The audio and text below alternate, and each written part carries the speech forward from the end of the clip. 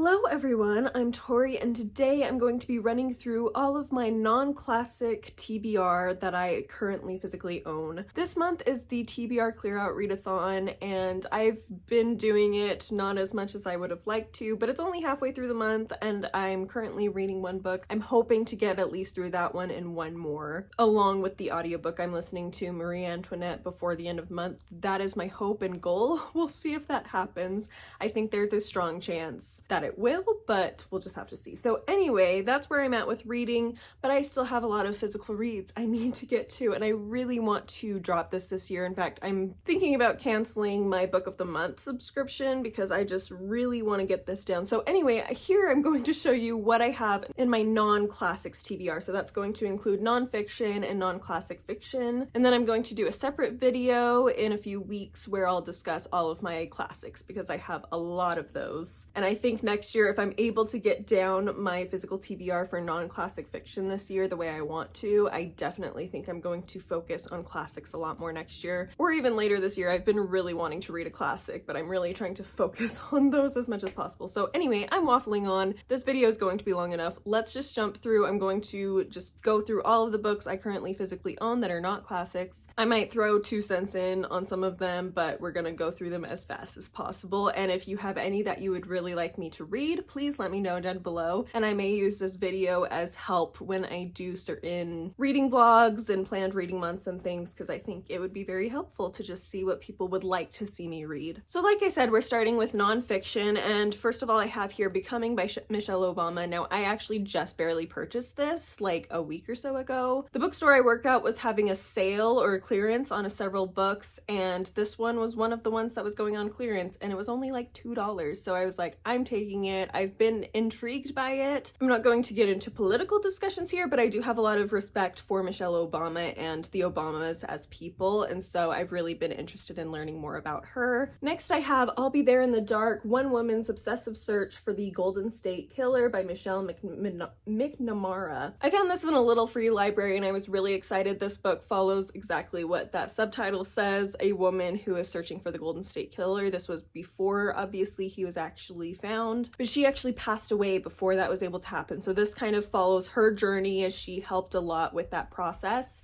And I think there's an afterword. Yes, there's an afterword. I'm assuming discussing the actual finding of the Golden State Killer and what it would have meant to her. I don't know. That's what my guess is, but I'm very interested in this. I really have a lot of interest in true crime, and so yeah, I'm very excited to get into this, and hopefully I'll enjoy it whenever I read it. Then we have The Mythology of Richard III by John Ashdown Hill. This is a historiography of Richard III, so going through different opinions and myths that have come up about him over the years. Then we have 2 books titled The Wars of the Roses, one by Alison Weir and the other by Desmond Seward, and this one has the subtitle Through the Lives of 5 Men and Women of the 15th Century. So this one's obviously just discussing the Wars of the Roses, and I have had an interest in Alison Weir. I'm a little nervous going into this because I know she's kind of an anti-Richard III individual, but I know that going in, and I'm just curious to learn a little bit more about this time period than I already know. Hopefully I'll learn that from this. And then this one's a little more specific, following 5 specific individuals who were involved in the Wars of the Roses and their lives and experience throughout. So I'm interested. I've heard good things about this one, so I'm interested in that. Then we have Florence, the Biography of a City by Christopher Hibbert. Jennifer Brooks talked about this at one point, and I thought it sounded really interesting, so I picked it up and haven't gotten to it, but it is one I would love to. It has gorgeous pictures and just all sorts of things, so I'm excited to read this. I've wanted to learn a lot more about Italian history, so this is one that I've reached for that. Then I have another Italian history book, The House of Medici, Its Rise and Fall by Christopher Hibbert, another Christopher Hibbert book. This one is specifically following the Medici family, and I believe it's pretty much a general history of them. It's not going to focus too much on any specific individuals, but I can go into the specific individuals later. Another one that I've heard good things about, both from Jennifer Brooks and I believe Jackie Reads and Writes also read it at at one point, and I don't think she loved it, but I think she enjoyed it and thought it was a decent read for what it is with that general history aspect. Then we have a book I've talked about a few times on this channel recently because I've been slowly working my way through it, but I didn't want to mention it here. It is The Letters of John and Abigail Adams. I love John and Abigail Adams, find them so fascinating and their relationship so fascinating. So I really want to get through their letters that are compiled here, and I've literally only read like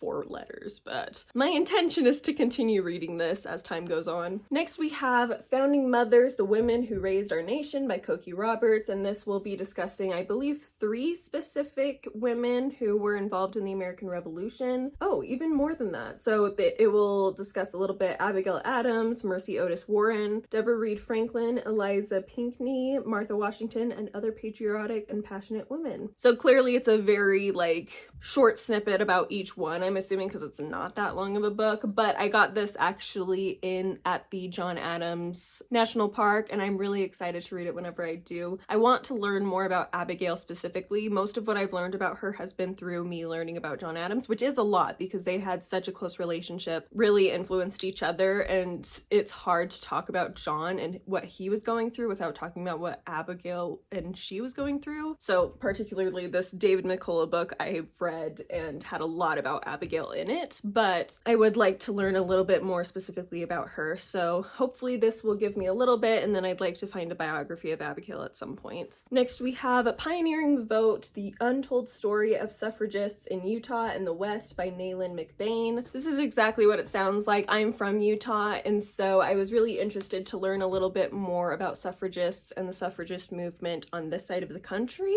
because usually we talk a lot about East Coast when we talk about American suffragists, and not that that's bad, but I thought it would be really interesting to dig a little bit into this, especially because Utah was one of the first states that allowed women to vote. So anyway, yes, I have this. It's not very long. Hopefully, I would love to get to this actually in either July or at the end of the year around voting season, because I think it would be interesting. So there's that. Then we have The Life and Times of Chaucer by John Gardner. This is a biography of Chaucer, and I think it also focuses a lot on the times he lived in, because I'm sure we don't have very many records specifically about him. I got this at the Shakespeare Festival, and I really, really would love to read it. I mean, I guess all of these I would love to read. That's why I own them. Next, I have Louisa May Alcott, Her Life, Letters, and Journals, edited by Edna Dowd Cheney. This was actually originally published in 1889, so not long after Louisa May Alcott's death, I believe. And I got this at Orchard House, at Louisa May Alcott's house. So another one I would love to get to. I have a lot of interest in Louisa May Alcott. I don't know if I'd consider her one of my favorite historical figures, but I love Little Women. It's one of my favorite books. So I like learning a little bit more about the author, since there's a lot of autobiographical aspects to that story. Continuing with literary masters and their biography, I have Thomas Hardy by Claire Tomalin. I have talked about this multiple times on here because I keep wanting to read it and then not doing it. So I'm going to just say I would love to read this, but I don't know when it will be. Then I have this chunkster, which is Elizabeth Gaskell, A Habit of Stories by Jenny Uglow. This is a biography of Elizabeth Gaskell, another author I really enjoy and am interested in. Next, we have The Discovery of King Arthur by Jeffrey Ashe in association with Deborah's Peerage. And this is basically just talking about, I think, theories that have come to light. I think this was written like in the 1980s or something, but it discusses a potential option for the real King Arthur in history. Then I'm briefly going to mention, I'm not going to pull these off. There's a few books here that I technically haven't read, but I don't necessarily know that I will. It's these 3 here. They're kind of more resource books in my mind that I got from college when they were doing a library sale, and I thought they looked interesting. So I don't know necessarily that I'll read these, but I have them in case I want to reference them, or if I decide to read them one day, then cool. Then I have Confronting the Classics, Traditions, Adventures, and Innovations by Mary Beard. This is, I believe, a study of Greek and Roman history and literature, and that's something I really would love to learn a little bit more about. Then we have kind of an academic read that I'm still open to reading myself, and that's Shakespeare and Religion by G. Wilson Knight, author of The Wheel of Fire. Apparently I don't know what that is, but there you go. It's like I said, much more academic, and it discusses what it says on the tin. So I actually have several books about Shakespeare that I'm going to be going through right now, so Next, I have The Shakespeare Wars, Clashing Scholars, Public Fiascos, Palace Coups by Ron Rosenbaum. So this is a book not necessarily about Shakespeare or about his work, it's about how his work has impacted people and disagreements between people on his work. And then I also have Mad About Shakespeare by Jonathan Bate, which is about life lessons from the bard that you can learn from his plays. I've heard really good things about this one, so I would love to read one of these two specifically by the end of the next few months, because I'm going to Shakespeare Festival beginning of August, and so I would like to have read at least one of the books I've gotten there all the way through and not still have them completely unread on my shelf. And I'd like to go into this Shakespeare Festival with a little bit more knowledge and interest and see what I can learn about things that he puts on. So there we go. So that is nonfiction. Let's scooch over and we're going over to my non-classic fiction shelves. Okay, here we are on the other side of the shelves, and I think I'm just gonna kind of go across these top few shelves and then I will go down lower for the last few. So starting with my Brandon Sanderson shelf, we have Rhythm of War by Brandon Sanderson. This is the 4th book in the Stormlight Archive, and I still haven't read it. I know the 5th one's literally going to come out at the end of this year, and I still haven't read the 4th one, so I do plan to reread the first 3 and probably in audiobook format, and then get to this, and then get to the 5th one when that is out, which potentially by the time I'm done with this, it will have already been out. But I have it on pre-order, so I'll have it. And anyway, I still haven't read this. Then we have some of Brandon's shorter fiction. So I have, first of all, Arcanum Unbounded. I've read some of the things in this, Edge Dancer and Hope of Elantris. I think that may be it, but I haven't read the rest. And then I also have a separate copy of The Emperor's Soul, which obviously I also haven't read. That's also in here. Then I have the final 3 books in the Mistborn Era 2 series. So I have Shadows of Self, Bands of Mourning, and The Lost Metal, all of which I have not read yet, but I would love to get to as soon as possible. Preferably, actually, I would love to get to them before I get to Rhythm of War, just so I have the background knowledge this should give me that I would really like. I may wait on The Lost Metal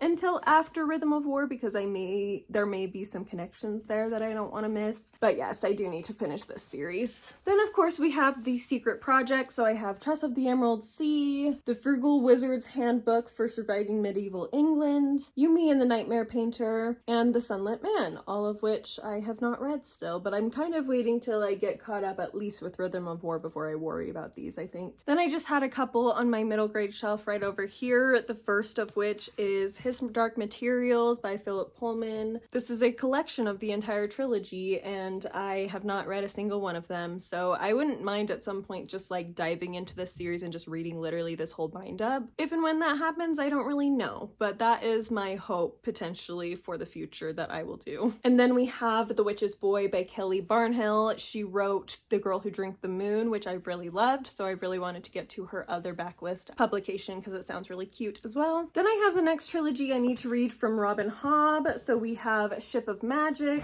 The Mad Ship, and Ship of Destiny. I really would love to get to these this year because I just have missed Robin Hobb's writing. I'm just trying to get some of the shorter things off my TBR before I dive into this. Next we have Lancelot by Giles Christian, which is a King Arthur retelling, and we have Daughter of the Forest by Juliette Marillier, which is also a fairy tale retelling. Continuing with some fantasy reads, I have The Eye of the World by Robert Jordan. I really don't think I'm going to pick this up until I'm done with more of Brandon Sanderson's work and done with the Robin Hobb Realm of the Elderlings. When I bought this, I didn't know that was going to be my decision, so I just have this for whenever I'm ready to read it, but that's currently the plan, so it's probably going to be several years before I pick this up. And then I also, at the bottom of the stack here, and I don't want to get it out, is The Kingdom of Sweets by Erica Johansson. It's a Nutcracker retelling, so I'll probably read it around Christmas. Next, we're getting into my Greek myth retellings, which I have many of, and first of all, I have Medea by Eilish Quinn. This is a recent release about Medea. Atalanta by Jennifer Saint. And the last one that I have in Greek myth retellings is Ithaca by Claire North, which is about Penelope, the wife of Odysseus from the Odyssey. So that's all with Greek myth, but I also have this one, which is Norse myth, and that is The Weaver and the Witch Queen by Genevieve Gordachek. I loved her debut novel, The Witch's Heart, so I really have high hopes for this one. Then I have another Jennifer Brooks inspiration, and that is The Last Light of the Sun by Gat Gavriel. Gabrielle K. A Fate Inked in Blood by Danielle L. Jensen. Heartless Hunter by Kristen Ciccarelli. The Foxwife by Young-Shi Chu. Jonathan Strange and Mr. Norrell by Susanna Clark. The Shining by Stephen King. I really don't know if I'm going to like this. I am not a horror girly at all. I'm really a wimp, so I really don't know if I'm even gonna ever finish this, but I wanted to give it a chance because I've heard interesting things about it and I wanted to see if maybe it was something that I could enjoy potentially. If I don't like it, I don't like it though. Next we have Emily Wilde's Encyclopedia of Fairies by Heather Fawcett. Pillars of the Earth by Ken Follett. When Christ and His Saints Slept by Sharon K. Penman. I love The Sun and Splendor by Sharon K. Penman and would really love to get into her series about Eleanor of Aquitaine. The Good Wife of Bath by Karen Brooks, obviously inspired by Canterbury Tales. The Enchantress of Florence by Salman Rushdie.